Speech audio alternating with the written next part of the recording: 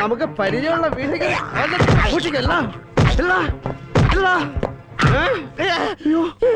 നീ എന്റെ കാലനായിട്ട് എന്നെ വന്നിരിക്കുവാണോ?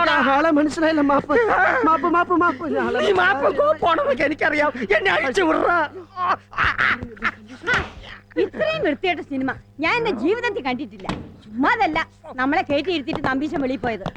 എങ്കിലും മുഴുവൻ കാണാതെ പോയത് കഷ്ടമായി പോയി. ഒരു കഷ്ടമല്ല, ഇങ്ങനത്തെ സിനിമ കാണാതിരിക്കുന്ന നല്ലത്.